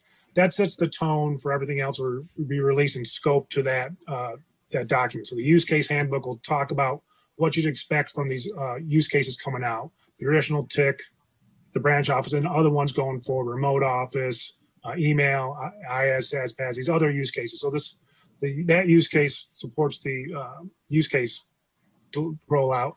Then overlays, and this is a notional one that we're still working on. It's a way for for vendors to map their capabilities, their services back to the TIC capabilities. And this overlay is a way to work with the vendors so how that they can position their services. So agencies have an idea how the vendor services can map back the capabilities. As to the rollout, we expect the 2 use cases, traditional TIC and the remote office, to be released in the next few weeks, the end of the month, maybe a little bit in October. Still working. There's a lot to work out. And then going forward, aside from those, we have a interim telework guidance, and we look to release that by the end of the year. Great, thank you. I want to jump over to data privacy. That's been in the news with all the data breaches that we've seen. And, a lot of organizations understand GDPR, California, New York, pressing forward with their data privacy laws. Ron, 853 and other government federal agencies and their privacy controls. Could you walk us through them and maybe how they compare with GDPR? Sure. Thank you very much, Ray. Yes, we have a full court press on at NIST to fully integrate privacy into all of our FISMA publications that we've been working on for the last probably 15 years. We started the process back in 2013, and as many of the folks on the webinar will realize today, our 853 revision 4 had a separate appendix for privacy controls. There were 8 families back in that release. And in our revision 5, which is going to be imminently released, it's going to be very soon, that's coming out in the final. We've taken all those controls in the appendix and we've fully integrated them into the catalog of controls. So it's seamless now. We have privacy controls that are in there's one privacy family. There's a whole series of privacy controls in our program management family. And then we found that many privacy controls can be joint controls with security controls. They can do dual use. And so these new controls that are in the catalog are going to be supporting our cybersecurity framework, our new privacy framework. And we are very confident that the privacy controls are so comprehensive that they will be able to cover things like GDPR requirements and things of that nature. It's very extensive, very comprehensive, and we have 2 great teams at NIST that are fully collaborating now. Privacy is going into not just 853, but we have a new baseline of privacy controls that are going to be out in our baseline document, 853 Bravo, which will be out in the next several months. It's also going to permeate through all of our other publications through assessment criteria. So we're fully committed. Privacy is critically important today and stands shoulder to shoulder with cybersecurity. Thank you. I think the last 6 months, border workforce, everyone in their own little castles, to now a highly mobile, dynamic workforce working from home. As you can see, everybody's background, you all have wonderful houses. What were the changes that were implemented maybe pre-COVID to get us further ahead and was able to allow us to scale and dramatically transform? Maybe Tim and Ron, you have different perspectives there. Maybe you guys could take this conversation. Yeah, so I thank you for this opportunity. I think one of the biggest things, that we did prior to COVID was really the onset of the CDM program at a DHS and really embracing that and what it can provide for the agency. One of the biggest things was the visibility. And like you heard Sean talk about, you got to have visibility external, but visibility internal was critical, being able to move forward. If you don't know, if you can't see it, how do you know what to defend? And also, if you can't see it, how do you know what you're protecting and the behavior that it inside? So that was one of the biggest things that that I think we completed just last year, and actually has provided some great capabilities with some Comply to Connect on meeting some emergency directives within the suspense time that we needed to be. The other thing that we had some infrastructure decisions that were placed well in advance. An example is how we did our VPN solution. We were able to double our capacity within less than hours in the time that we realized that we needed to, move our workforce remotely. So, making sure that we embrace the end-to-end encryption methodology everywhere we go, that we just increased our VPN capacity and some other capabilities as well. Some other infrastructure decisions that were made. Moving to the cloud is another big decision that we made prior to COVID. Very critical, because without moving to the cloud, but because we moved to the cloud, it allowed us a lot of the flexibility that we needed to surge real quick. An example of some surging capabilities was in our Office 365 deployment, leveraging the TIC 3.0 and working with Sean's team.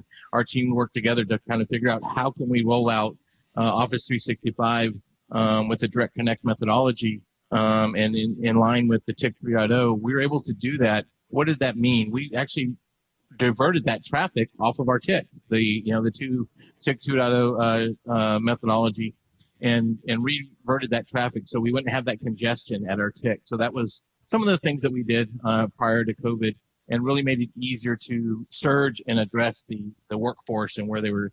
And the last thing I think that was more critical than anything is building the relationship. Actually, probably even more important than anything I've said so far is building that relationship with our customers. Who is our customer in the VA? Not just the veteran themselves, but who provides that ground support to the veteran, and making sure we meet their requirements and we are postured to meet their requirements and address their concerns and build that trust. So when we have technology changes, they have the confidence in how we want to deploy them because we built that trust up front. That is another thing I think was critical during the pre-COVID. Thanks. Ron? Well, we have a lot to be thankful for. Just a shout out to all of my colleagues at the federal agencies who've done just a magnificent job. This has been the greatest transition of federal workforce in our history, going from inside the fence to outside the fence. And I think there have been a lot of preparatory activities that we've been doing for the last several years. I know cloud was mentioned previously. That was a huge investment on the federal government's part. We also invested a lot in mobile technologies, and the TIC initiative, the CDM program at DHS. All of those things allowed our federal workforce to start getting comfortable with telework well before the pandemic. We've been doing that for a long time. So federal employees get fully loaded laptops, and their mobile devices are protected with the controls that are in the 800-53. So all of that preparatory work really helped us get off to a good start during the pandemic. I will say, though, that there are some things that just the scale of what we've gone through, there are going to be lots of increased vulnerabilities, because I can just speak from my personal experience. We've done more webinars with different platforms. Everybody's got a different platform, and some of those platforms have not been road tested yet. We don't know a lot about them. So this is just one of the byproducts when sometimes you have to do things during extreme circumstances that you just do. You assess the risk and you move on and you try to do the best job you can. But I think we're going to learn a lot post-pandemic about some of the experiences we've had in going to this large-scale deployment in telework. And we'll fix those things that didn't go right. But man, kudos to all the people on this call and all the folks out there, public and private sector, who have really made the tech work for us during this pandemic. It's been an amazing thing to watch from my perspective. Thank you. Sean, let me get you in on this question too. From a TIC perspective, how will your guidance help in the future based on what you've seen over the last 6 months? Sure. I could go route back a little bit. Sorry. Timothy has mentioned our activities with the VA. So when we released our draft guidance in December, even though it was draft, some agencies were moving forward to support it. Some agencies were still wanting to support the TIC 2 guidance. And so in April, when the telework surge was happening, we were hearing from agencies, OMB was hearing from agencies, they need some help now. in terms of what they could do with this draft guidance. So that's why we released that interim telework guidance in April to help agencies. And we anchored that new guidance to the draft guidance we built in December to help some agencies to move forward with their architectures. And as Ron was talking about, getting outside the fence. So I think that roadmap, if you will, is what you'll see from us in the future also, how we'll be releasing these use cases. It'll be reflective both of the agency's needs, where the architectures themselves are going, of course, with the new opportunities in cybersecurity, how agencies are able to receive telemetry in new ways from new environments. So I think there's that path we started back in April, and that's going to be reflective of how we move forward to support the agencies in their environments. Thank you. I want to move on to talk about mobile devices and the Internet of Things. I remember when I first started in my career in the military, being stationed at the Pentagon, my mobile computer was a grid about 20 pounds. Today, it's an apple weighing less than a pound. How has this dynamic growth of the Internet of Things, mobile devices, all this information being pumped into your cloud environments, into your infrastructure, how are you addressing this? What are the threats that they pose, and what are some of your countermeasures that you're using to address them? I'd throw that open to anyone. Well, I'll start off, and then I'll let everyone jump in. So, I talked about visibility. That is so critical. And so, and we talked about the medical community. I call it the Internet of Medical Things. One of probably the biggest gaps of visibility, because when you have 6,000 vendors who's able to create any medical device they want to, and then you're trying to figure out how do I put governance around that, kind of like the same issue we had in the ICS community, industrial control systems, where they were building things that building technology, and we had to get that under control because those were supporting nuclear power plants. So let's make sure we protect those things. So in the medical community, it's the same thing. It's still life and death, and so we need to figure out how we get better visibility. So we're working really hard to get that visibility. One of the initiatives that came out of CDM was the HWAM, the Hardware Asset Management Program, and its foundational goal was to get complete visibility. And where there's gaps, agencies have to go out and figure out how to fill those gaps. So like I say again, the visibility inside. There's also the visibility outside. Like you heard Sean talking about as well. You have to be able to see that that behavior. We're going to talk a little bit about behavior analytics, I guess, in this perspective, but behavior or profile of that device coming into your network, and understanding is that the direction it needs to be traveling? Is that the kind of device and that we support at all? So having that visibility at that junction as well is just as critical. So that's kind of how I would say you need to address it. Great, thanks, Tim. Ron? Yeah, the IoT and the mobile story is a great story. There's a tremendous upside, and there's also some downsides. And I would say that with the explosion of the technology today, our biggest threat is complexity. As you were talking about visibility, we have to do a better job of understanding what's in I call it the black box. That could be a laptop, it could be a smartphone, it could be a tablet, it could be a larger computer, but understanding that at the fundamental core of all of the IoT or mobile devices, there's still computers in there, and computers are driven largely by software and firmware. So that's the good news. We understand the kind of the physics and the computer science of this problem.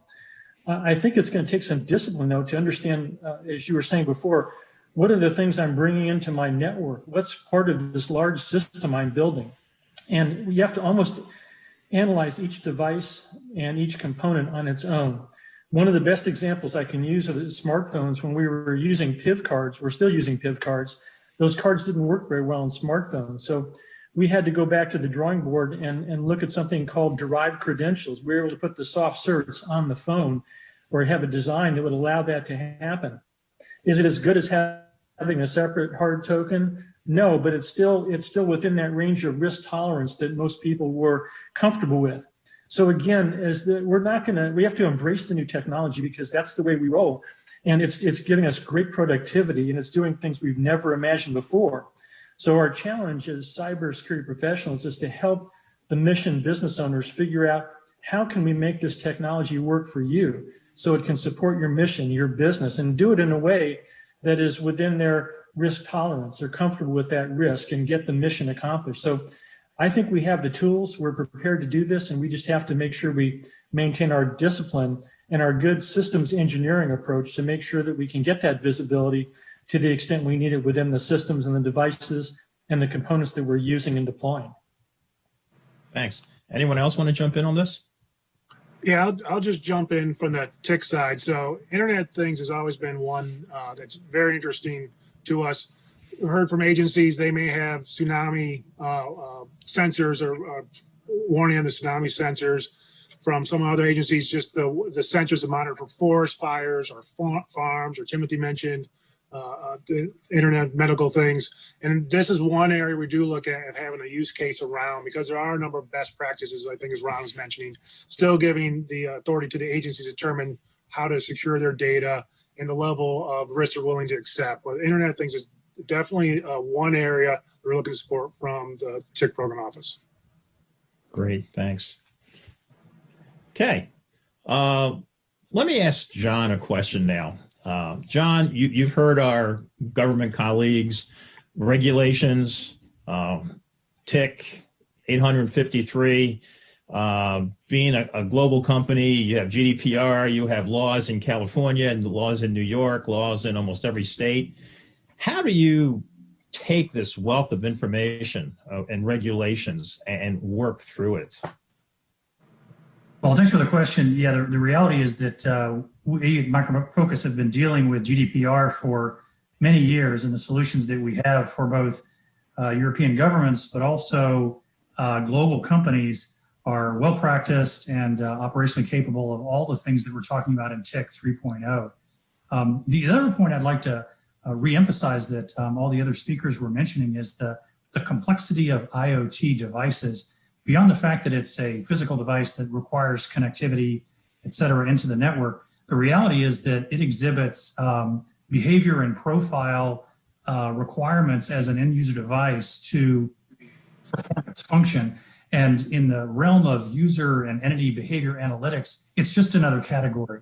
It has different behaviors than a human, perhaps 8 to 5, et cetera.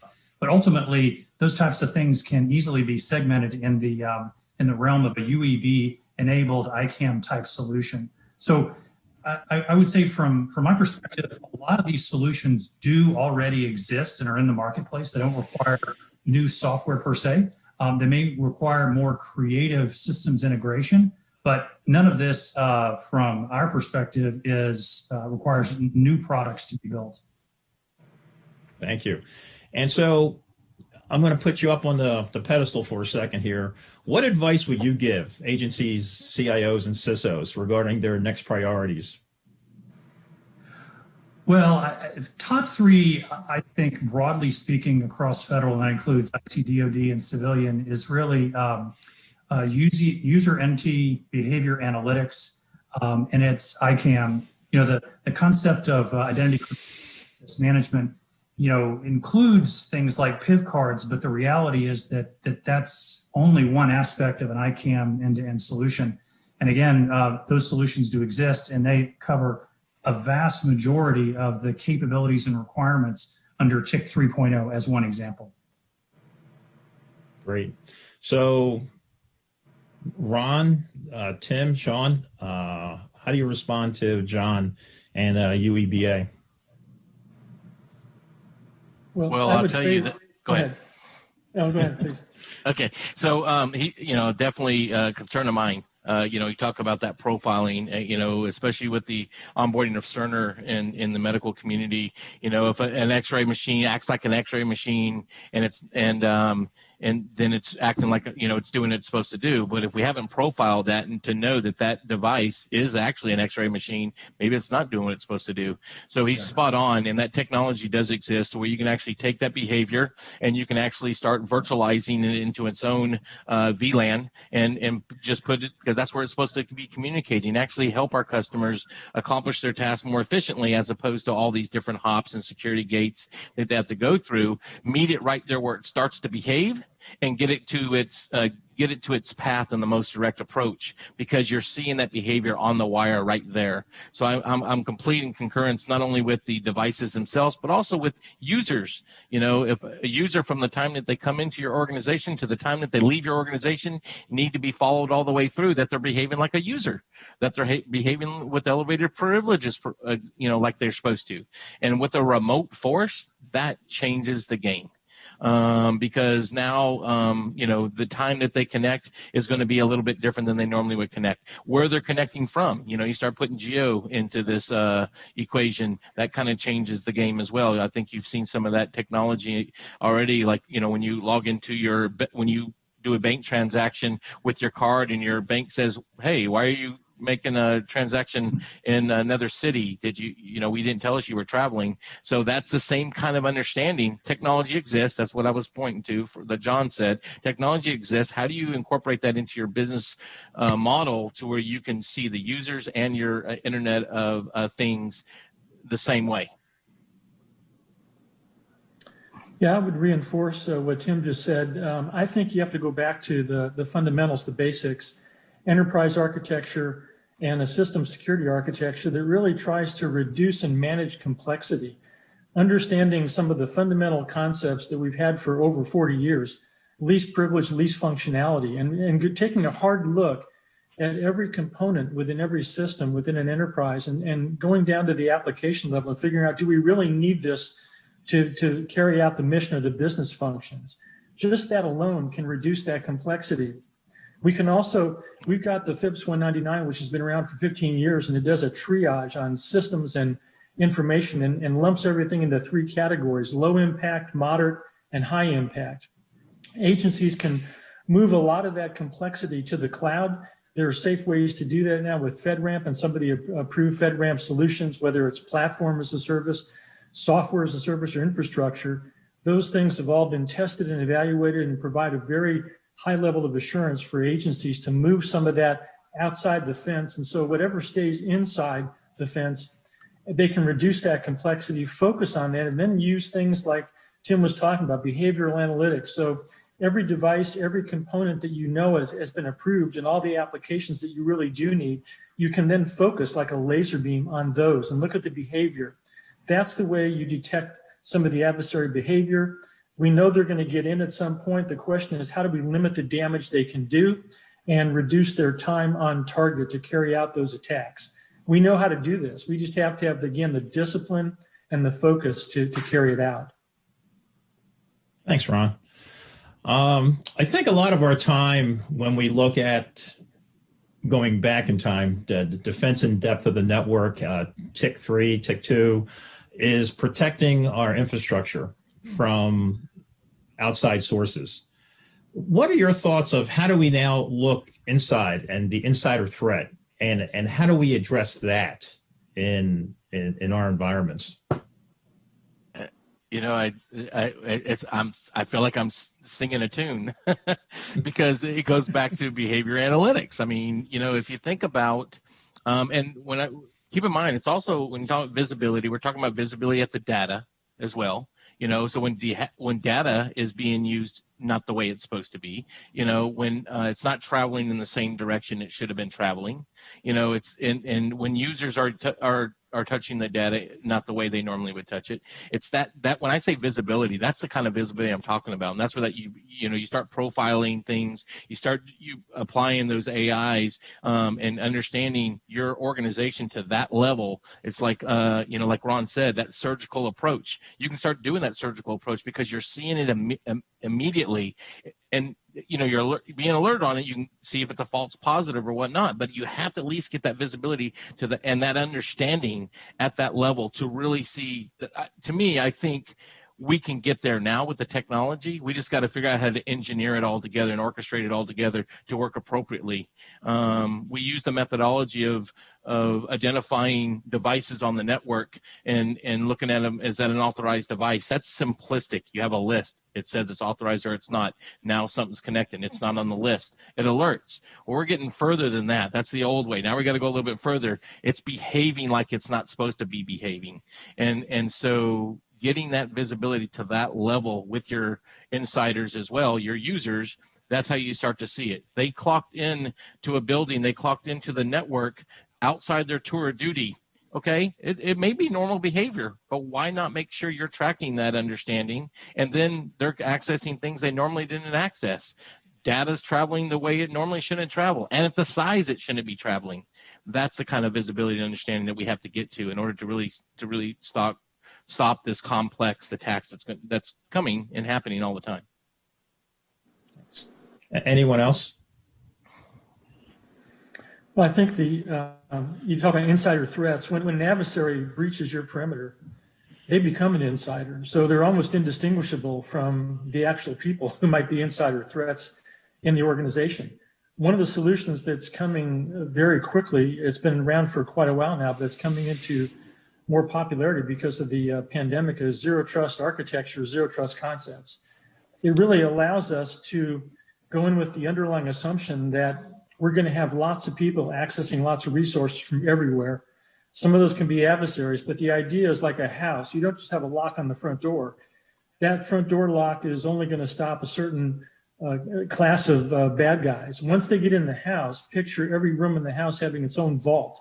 So we try to increase the adversary's work factor by having that strong authentication, authorization down to the very small resource level. And that's the way you slow them down for these transitive attacks. Lateral movement becomes really expensive. And through virtualization techniques, both micro virtualization and micro segmentation, we're able now to churn the system infrastructure very rapidly. So it takes away their advantage of having time on target.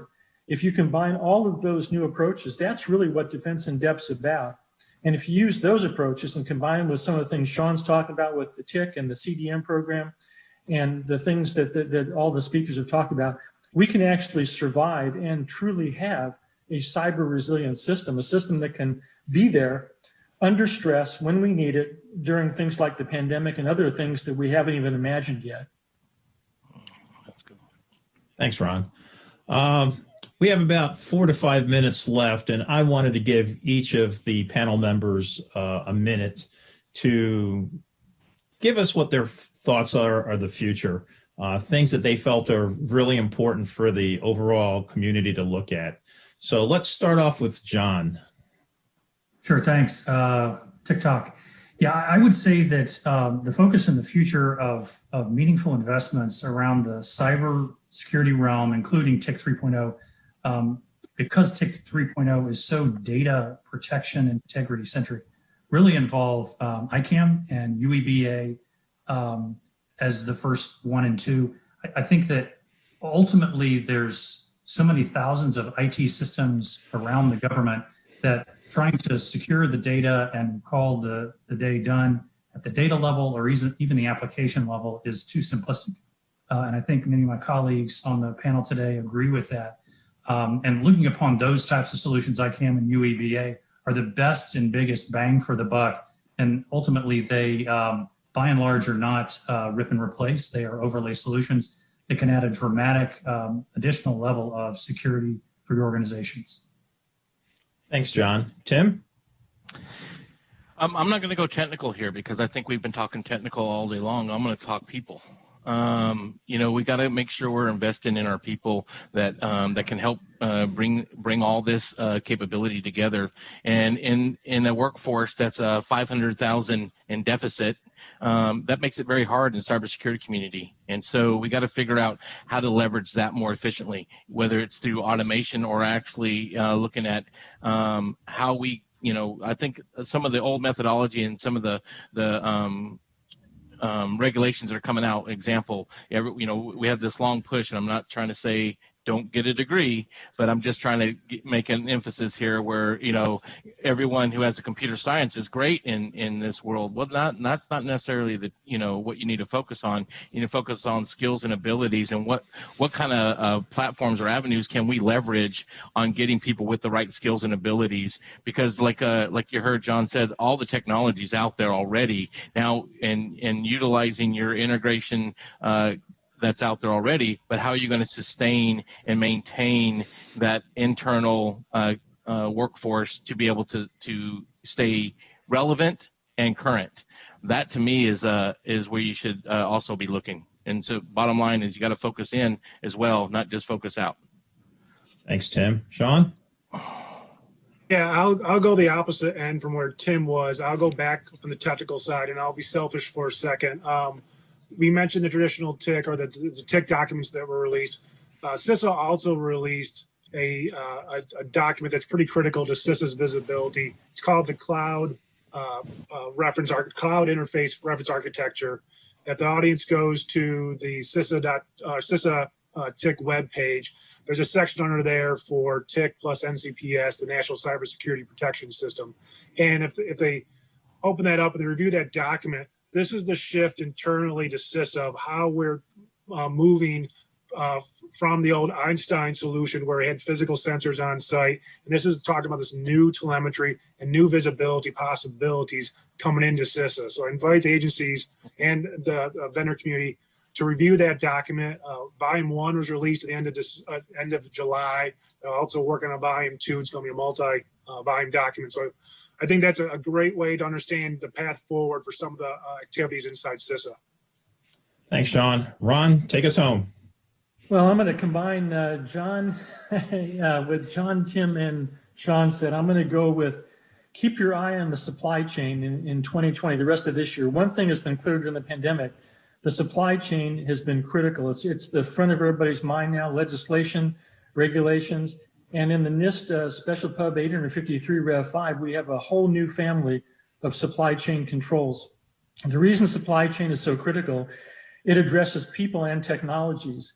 We have to understand what's in that black box, and we have to have greater visibility of the components and how they're made and what level of assurance we can have in the software and the hardware. Because many of these devices and components are going into critical systems, not just in the federal government, but in the private sector. They're going into medical devices and power plants. People's lives are at risk if we don't do our due diligence in this area. So we are updating our Special Pub 800-161 on supply chain. John Boyens, my colleague, is working on that overtime. You'll see the new family of supply chain controls. You have the CMMC program with the DoD. That's all about getting greater assurance with all of the folks out there who are trying to build cybersecurity into these components and systems. So if we can't get the supply chain right, we're going to be flying blind, and that's not a good place to be. So that's what I would focus on the rest of the year. And thanks again for putting the panel together today. It's been a great honor to be here. Thanks very much, Ron. Well, I want to thank everyone that took part on the panel. It was a great discussion. We probably could have talked for another couple hours.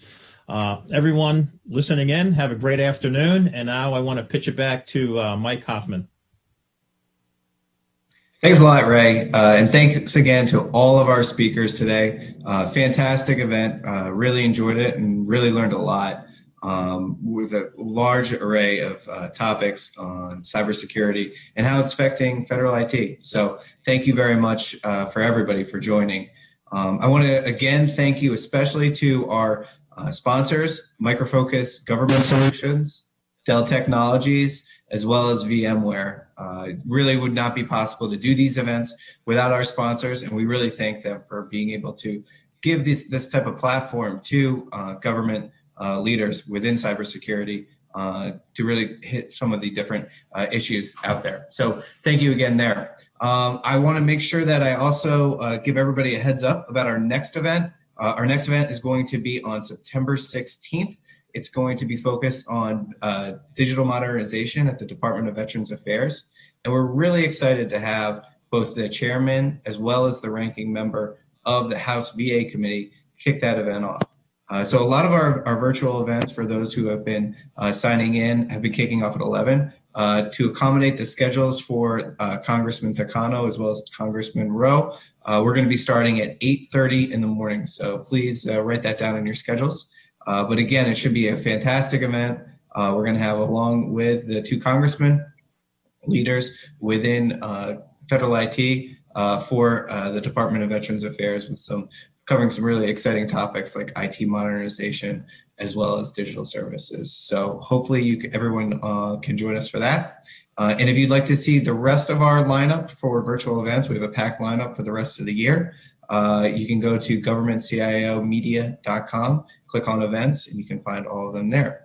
We'll also be rolling out our virtual event schedule for 2021 in the next month or so. So please be on the lookout for that as well. So thanks again to everybody for joining us. If you'd like to learn more about some of these topics, I encourage you to visit governmentciomedia.com. We have a wide array of coverage on cybersecurity topics, as well as our podcast series, Cybercast, as well as GovCast. Some really great leaders there. Jyoti Dugar, for instance, was kind enough to join us for our podcast as well, and she really interesting episode. So thanks again for everybody, and have a great rest of the day.